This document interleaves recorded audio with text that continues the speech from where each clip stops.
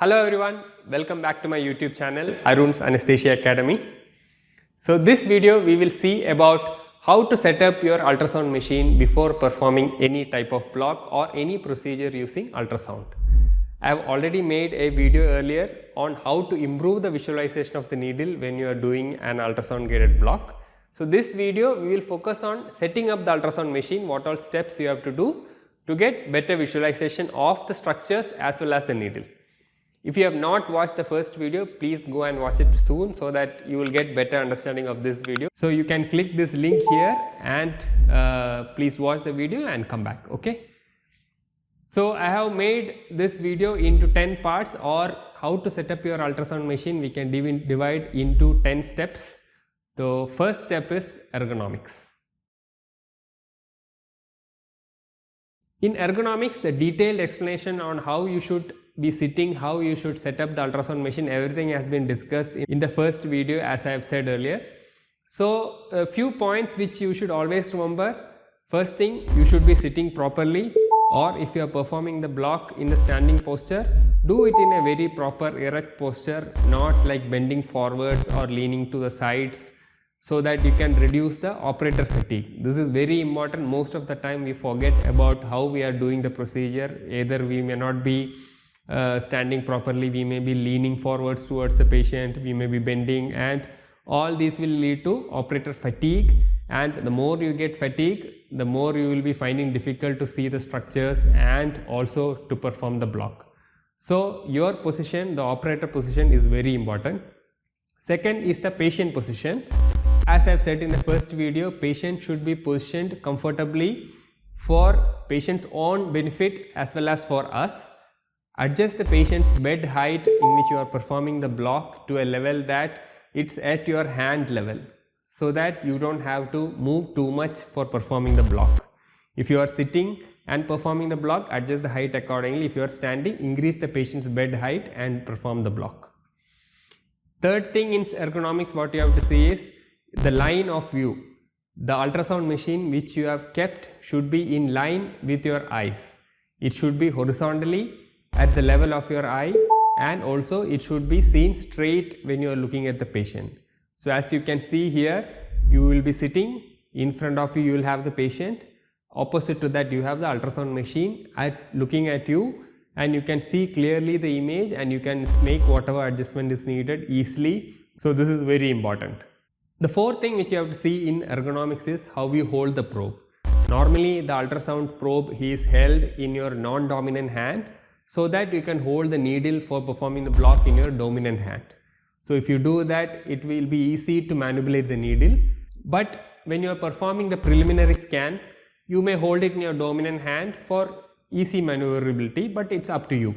I always suggest you try to do it with your non-dominant hand when you are doing a preliminary scan itself, so that you will get used to it when you are performing the block. So always hold the ultrasound probe in your non-dominant hand, and the needle should be held in your dominant hand. Holding the probe is very important. Probe should be held in a way very comfortable without too much pressure you exerting on the probe. Holding the probe like this is very difficult posture to do. It will be very difficult to make the probe movements if you hold the probe like this. So I suggest you can hold the probe like this, very lightly in between your two fingers, that is between the thumb and the index finger, and the other three fingers will be resting on the patient or on the bed, so that you don't have to bear the weight of the probe and its wire, and it's very easy to make the movements.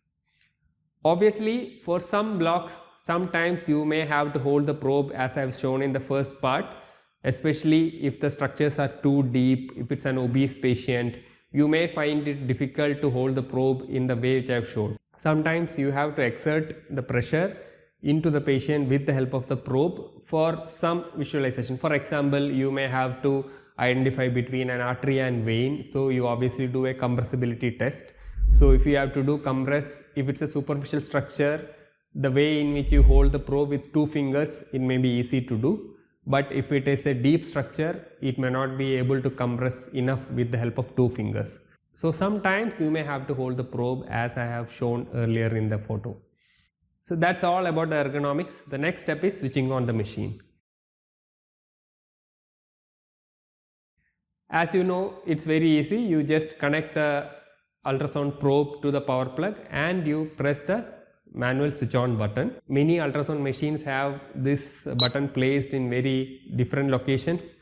You should be familiar with your ultrasound machine and find it out. Always make sure your ultrasound machine is connected to the power outlet so that you will not run out of charge or power when you are performing a block or scan. Third step is to enter the patient's details, including patient's name, ID and demographics. The third step is very simple. You may have to enter the patient's ID and details and demographics. This is not usually done. This is done specifically if you want to recollect any image or video, if you are planning to store anything. If you don't have any plans, you may skip this step. It's not necessary, but make use of what you are scanning. You can save the images and you can save the videos, and later you can take it for educational purpose or for the purpose of professional development. So it's always a good idea to enter patient details and save images. Coming to the probe preset and mode selection. Commonly for ultrasound machine we have these three probes. The first one is the high frequency linear transducer probe, second is the curvilinear low frequency probe, and third one is a high frequency hockey stick probe. Commonly what we use is the first one, which is the linear high frequency probe. The high frequency probe, it gives best resolution, and being a high frequency it cannot penetrate too deep, so you have to use this for scanning any superficial structures. Usually you get a good resolution for up to 6 to 8 centimeters depending upon the machine you use. So this is used for superficial structures. Second, we have a curvilinear low frequency probe. As the name mentions, it is a low frequency probe, so you get a better penetration and deeper structures are visualized, classically up to 15 to 18 centimeters, and at the same time the resolution is low. So this is used mainly if you are scanning any deeper structures, like if you are planning for any erector spinae plane block, you want to do QL blocks.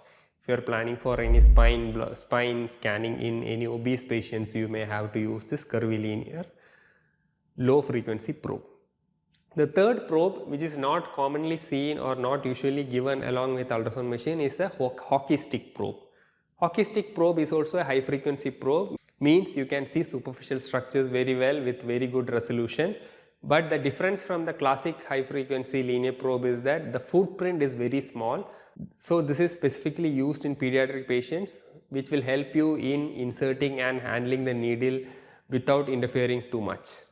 So that is the use of high frequency hockey stick probe. That is a probe selection. Next we come to the preset selection. In ultrasound there are certain predefined presets. If you select, which will alter the ultrasound image resolution and visualization, which will be easy in setting up everything. So each machine have different way of you can select. This is in this specific machine we have these many presets. So we select a linear transducer probe, we have commonly used presets. Most useful preset for performing a regional ultrasound guided nerve block is a nerve preset, in which you clearly see the nerves. At the same time other structures are also decently visualized. The second commonly used type is a musculoskeletal preset, in which you prefer to see the muscles and bones more clearly. This is useful if you are performing facial plane blocks like TAP block, or if you want to do QL blocks, or if you are doing an erector spinae plane block. You want to see more than nerves, you want to see clearly the muscles and the separating facial planes and then bones. So this preset is useful for such blocks. And the third commonly used preset is a vascular preset. This is useful especially in between when you are doing a preliminary scan. If you want to clearly see the vasculature, if you are not seeing properly with the nerve preset or musculoskeletal preset, you can use a vascular preset. Or if you are using the ultrasound machine for doing any vascular procedure like intravenous access or for arterial line insertion or central venous line insertion, you can use this preset. So these are the three common presets which we use. In curvilinear transducer probe, which we select, usually whatever preset which we see is an abdominal preset. In that also you may see a musculoskeletal preset which you can select depending on the block you are performing. Coming to the modes which we have to select in an ultrasound block is there are three common modes. First is the B mode, second we have different Doppler modes, and third is the M mode. B mode, the classical two-dimensional image, the grayscale, white, grey, black structures which you see, all these are generated in the B mode. So B mode is a common type of mode which we use for any type of regional nerve blocks. Doppler mode means because of the tissue movement, you may able to see any difference in the frequency of ultrasound waves which are received. So ultrasound machine can depict this and it will help you in identifying any tissue movement. So classically we use is a color Doppler. As you know, if there is a tissue movement, it will give you any color indicated change in the tissue movement. So here you can see classically this specific vasculature, it is moving, so it is producing a color change. There is a common misnomer which you think that the red colors are artery, the blue color is vein. That is not true. We have to look for other features in differentiating artery and vein. This just indicates what is the direction of tissue movement. If the movement is towards the probe, it gives red color. If it is away from the probe, it gives blue color. So it does not indicate it is an artery or vein. So this is a commonly used mode. Another mode which we have is the power Doppler. In power Doppler, it is more significant or it is more sensitive in detecting any movement of the tissues, but it is not color coded and it is not commonly used. So with color Doppler, you can easily identify any structure, whether any vasculature is missed out or not. Coming to the third mode, which is an M mode, which is not used for any regional ultrasound guided nerve blocks, which we use classically, which is seen in lung ultrasound. You can use this M mode in identifying the classically said sand beach appearance and stuff. So M mode is useful for such ultrasound scanning related to anesthesia. So in anesthesia for regional nerve blocks, B mode and use of color Doppler to identify any vasculature is more than enough. Till now we saw the 4 steps, that is we have kept a proper ergonomics, we have switched on the machine, we entered the patient details and demographics if you are interested in storing the images, otherwise you can skip that step. The 4th step is you selected the probe, you selected the preset and you selected the mode. Next is in the probe you have to see the orientation marker. This is very important when performing nerve blocks. As you can see in this specific probe, this is what is known as the orientation marker. There is one small dot or sometimes you can see a small groove or indentation which denotes a specific orientation marked on the screen. As you can see, the screen it may show as a dot which may be colored or just a white dot, or it may be a symbol of the manufacturer of the ultrasound machine. So all this means that this specific end of the probe is seen on this specific side of the screen. This you can change the settings manually. In this specific machine you are seeing it on the left side of the screen. So when you are doing any scan, there are different ways in which you can hold the probe and keep the probe on the patient. What I commonly suggest is you keep the probe in a way that the marker on the ultrasound probe is towards the right side of the patient if your indentation marker seen on the screen on the left side and vice versa. So if you keep like this, the advantage is if you move the probe towards the right side of the patient, the ultrasound image also will move in the same direction. So it is easier for you to understand which side you are moving, and if you are inserting the needle and if you feel that it is away from the artery, you can easily make the adjustments and do the procedure for any nerve block or vascular access. There are people who do the other ways also. I am not saying it is wrong. If you are used to that way, just keep doing that. There is no harm in doing that. And this is my way of doing it, and I feel this is better for easy understanding of the anatomy. So as the name indicates, this is a scanning which is done before you perform the block as per. So in this scan you are trying to identify the structures which you normally would expect to see. For example, if you are planning to perform an interscalene brachioplexus block, you plan and scan in that specific area and you identify all the structures which you want to know. This will help in identifying any abnormal anatomy if at all present. Anatomical abnormality, it can be because of the nerve anomalies, it can be because of vascular anomalies, or this will help you in planning what needle insertion you have to do. If you want to do an in-plane approach or if you want to do an out-of-plane approach, all these are decided if you are doing a preliminary scan.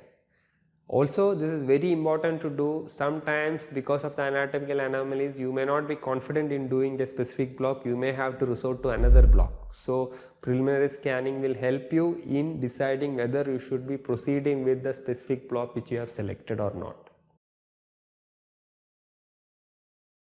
Depth adjustment is very simple. As I said, if you are using a high frequency linear transducer probe, the maximum depth to which you can scan is 6 to 8 cm depending upon the ultrasound machine.